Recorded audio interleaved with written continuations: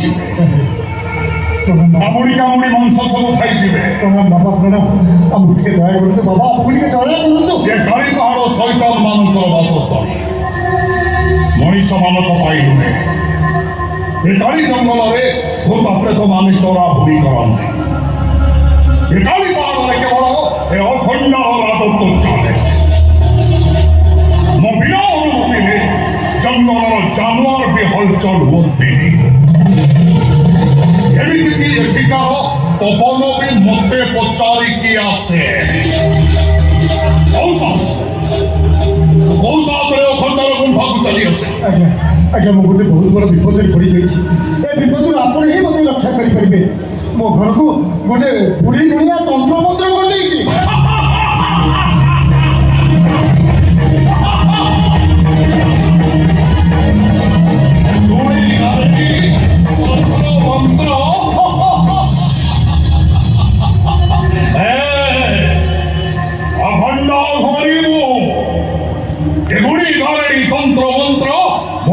ରୁମରେ ବାସ କରନ୍ତି।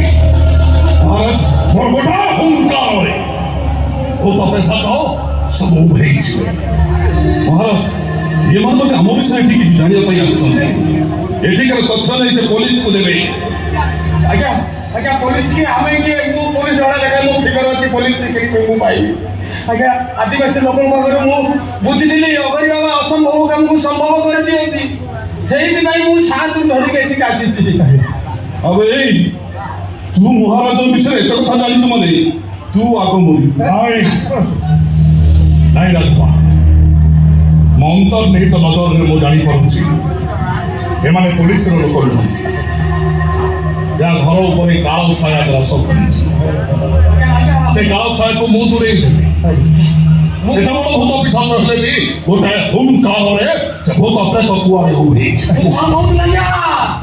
ମହାତାନ୍ତ୍ରିକ ବାବା ଆଜ୍ଞା ବାବା, ଆପଣ ସେତିକି କରିଦିଅନ୍ତୁ ବାବା।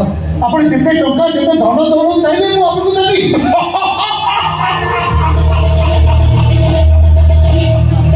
ଟଙ୍କା ସୁନା ଧନ ସମ୍ପତ୍ତି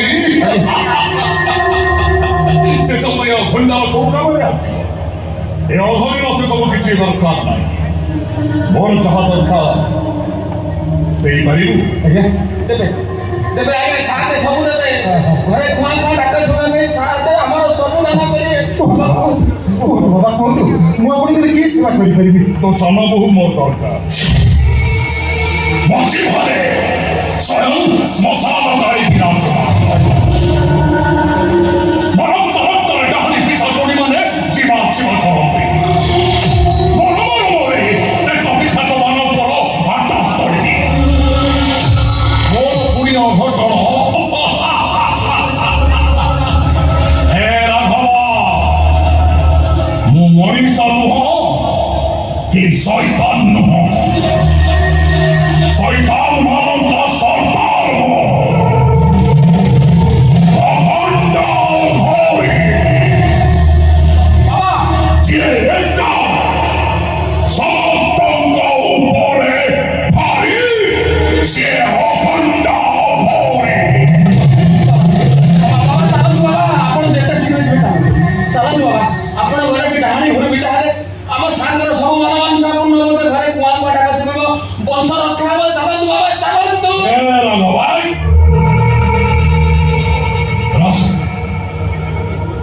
ରାଘବ, ମହାରାଜ, ମୁଁ ତାଙ୍କ ଘରେ କିଛି ଦିନ ରହିବି। ମୁଁ ସେଠୁ ନ କରିବା ପର୍ଯ୍ୟନ୍ତ ଇଏ ଏଠି ରହିବ। ମୁଁ ରହିବିନି, ମୁଁ ରହିବିନି। ଶୁଣ, ମତେ ଭୟ ଲାଗୁଛି। ଶୁଣ, ଏ କାଳି ପାହାଡ଼ର ଗୋଟେ ନିୟମ ଅଛି। ଏଠିକି ଯେତିକି ଲୋକ ଆସନ୍ତି ଠିକ୍ ସେତିକି ଲୋକ ଫେରନ୍ତି। ଏ କାଳି ପାହାଡ଼କୁ ତମେ 2 ଜଣ ଆସିଥିଲ, ତେଣୁ ଜୀବନ୍ତ ଅବସ୍ଥାରେ ସେଇ 2 ଜଣ ହିଁ ଫେରିବେ।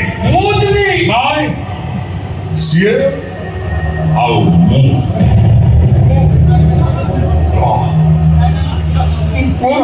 ଜମା ଯିବାକୁ ଚେଷ୍ଟା କରିବୁନି। ମୁଁ ରହିବିନି। ଏଠି ଅନେକ ଯିବାକୁ ଇଚ୍ଛା କଲେ ମରିବୁ। তোর তো କିଛି ନାହିଁ, ତୁ ମିଲ୍ ହେଇପାରିବୁନି ଭୂତ ପ୍ରେତ। ମୋ ଭୂତ ପ୍ରେତ ତୋତେ ଜଳଖିଆ କରିଦେବେ, ବୁଝିଗଲା?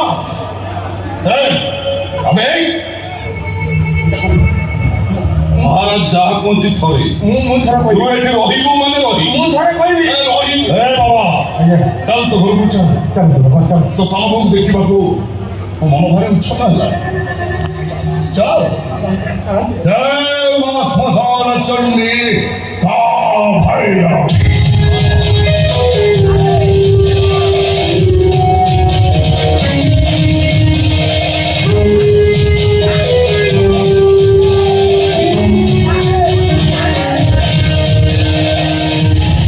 ମତେ ଛାଡ଼ିକି ଯାଆନ୍ତୁ ନାହିଁ ମୋ ହାର୍ଟ ଚକ୍ ହେଇଯିବ হবে ମୁଁ ଇଆଡ଼େ ଯୁଆଡ଼େ ଯାଉଛି ଖାଲି ଝୁଣ୍ଟୁଛି ଖାଲି ମୁଣ୍ଡ ମାଳ ପଥର କମ ମୁଣ୍ଡ ବେଶୀ ଚାଲେ ମୁଁ ସତ କହୁଛି আবে তুই চুপ করবে ତମେ ଫେରିଲା ବେଳକୁ ମୋ ଜୀବନ ନଥିବ ସାଥେ তুই চুপ করবে ମୁଁ ଏଠି କାହିଁକି ଆସୁଥିଲି